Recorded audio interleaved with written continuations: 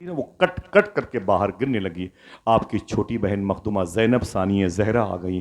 فرمایا میرے بھیا یہ کیا ہوا آپ کے ساتھ میں؟ فرمایا رو کر کے مجھے کسی نے زہر دے دیا ہے, میں بچوں گا نہیں, میرے جسم کی بوٹیاں باہر آ رہی ہیں. تو اس وقت آپ کی بہن زینب نے کہا تھا, اے میری بہنوں, اگر تم بھائی کی محبت میں یہ کہہ سکتی ہو تو کبھی حسین کی بات کو بھی فالو کرنا. جیسے بہن زینب نے کہا تھا, میں چاہتی ہوں میرے بھیا زینب جس نے آپ کو زہر دیا ہے اس کو بددعا کر کے اس کی نسلوں کو ختم کر دے. امام حسن نے کہا تھا, اگر میں نے ہاتھ اٹھایا تو آمین کہے گی؟ تو آمین کہے گی؟ اگر میں نے ہاتھ اٹھایا تو آمین کہے گی؟ مخدومہ زینب نے کہا بالکل آمین کہوں گی, بالکل آمین کہوں گی. امام حسن نے کپ کپاتے ہوئے اپنے ہاتھوں کو اٹھایا, فرمایا آمین کہنا میری بیٹی, سن میری بیٹی سن, میں دعا کر رہا ہوں, تو آمین کہنا. کہا بالکل کیجئے, بد دعا کیجئے. امام حسن نے کہا, اے میرے مولا, جس نے مجھے زہر دیا ہے میں نے اسے معاف کر دیا, تو بھی اسے معاف کر دے. امام حسن کی دعا سن کے مخدومہ زینب کا ہاتھ نیچے گر گیا. فرمایا میرے بھائی یہ کون سی دعا ہے؟ آپ نے فرمایا مجھے میری ماں فاطمہ نے یہی تعلیم دی ہے. اللہ, صبر کا نام ہے زندگی, ظلم کا نام موت ہے, مر گئے تم یزیدیو, زندہ میرا امام ہے. میرے آقا امام حسین کو جب میدان کربلا میں لوگ لڑتے ہیں کہ وہ ظہر کی نماز پڑھ رہے تھے, وہ جمعہ کی نماز پڑھ رہے تھے, صوفی سلطان میں فرماتے ہیں نا نا نا نا, امام حسین نے جو سجدہ کیا تھا وہ شکر کا سجدہ کیا تھا. اگر کوئی آپ سے آواز کر دیں, اگر کوئی آپ سے پوچھے تو آپ کو یہی جواب دینا ہے علماء کرام کی شمولیت کی وجہ سے کہ وہ شکر کا سجدہ تھا جو امام حسین نے میدان کربلا میں کیا تھا.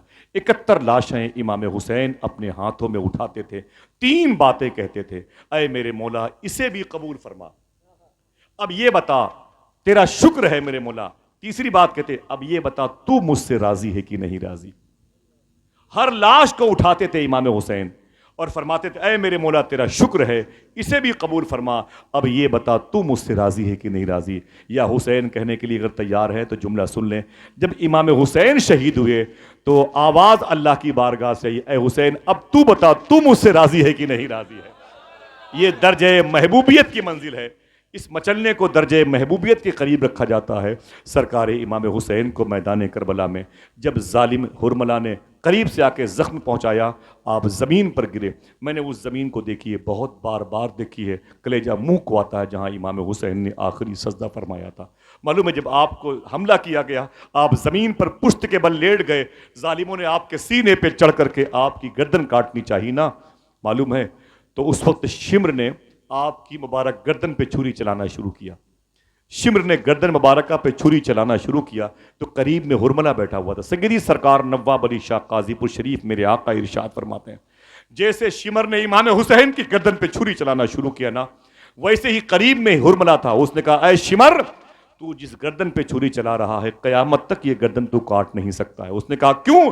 کہا میں نے سنا ہے کہ نبیوں کے سردار اسی جگہ پر بوسہ دیا کرتے تھے, یہ بوسہ گاہ مصطفیٰ ہے, یہ تو اسے کاٹ نہیں سکتا ہے. اگر کاٹنا ہی ہے تو امام حسین کی خواہش ہے میں سجدہ کر لوں شکر کا, انہیں سجدے میں جانے دیں. کہا ٹھیک ہے آپ سجدہ شکر ادا کر لیں. امام علی مقام نے جیسے سجدہ شکر ادا کرنے کے لیے اپنا سر مبارکہ میدان کربلا میں وادی طف کے بیلٹ میں کیا, اپنی مزار شریف سے تقریباً 35 فٹ کے فاصلے پر جیسے آپ نے سجدے میں جا کے کہا, اے میرے مولا تیرا شکر ہے, تو نے مجھے قبول کر لیا, میری قربانی قبول کر لی, میرے بچوں کو قبول کر لیا, اے میرے مولا میری بہن زینب کو صبر دینا. ویسے ہی امام حسین سرکار کی اوپر کے حصے کی طرف کی گردن پہ چھری چلائی گئی, یہاں سے نہیں, یہاں سے چلائی گئی, اور پھر آپ کا سر مبارکہ آپ کے جسم سے الگ ہو گیا. انا للہ و انا الیہ راجعون. یہ باتیں درمیان میں کئی گھنٹوں کی بیان کرنے کی ہیں, میں نے برکت کے لیے 2 جملے آخر میں بول دیے. میری خواہش صرف یہی تھی آپ امام حسن حسین کا بیک گراؤنڈ دیکھ لیں. اللہ تبارک و تعالی ہم سب کو سچ بولنے اور حلال کھانے کی توفیق عطا فرمائے.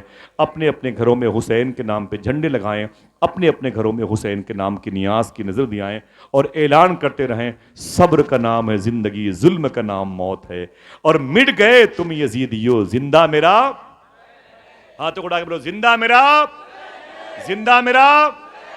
سنو, جوہر نے کہا تھا ہر قوم کو بیدار تو انسان کو بیدار تو ہو لینے دو, ہر قوم پکارے گی ہمارے حسین. ایک شخص بھی زمین پر باقی رہے گا نا تو حسین حسین کے نعرے لگتے رہیں گے. ایک ہندو بولتا ہے اگر کوئی مسلمان حسین کے نام کے نعرے لگانے سب بھول جائیں گے، کوئی باقی نہ رہے گا، پھر وہ کہتا ہے کہ گر مسلمانوں میں جذبے کی کمی دیکھیں گے ہم، ہو کہ ہندو ہم اٹھائیں گے علم عباس کا۔ ہائے ہائے ہائے، ہو کہ ہندو ہم اٹھائیں گے علم عباس کا۔ اسی لیے جوہر نے کہا ہر انسان کو بیدار تو ہو لینے دو، ہر قوم پکارے گی ہمارے ہیں حسین۔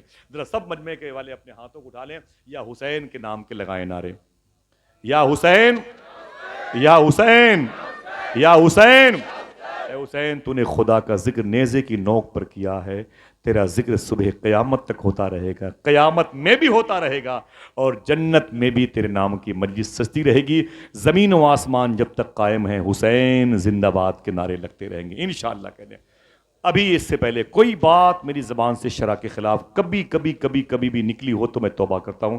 استغفر اللہ کل ذنوبی یا ستار یا غفار بحق حضرت محمد مصطفیٰ صلی اللہ تعالی وسلم۔ خوب مل جل کر کے حسین کے نام کی سبیلیں کروائیے گا انشاءاللہ۔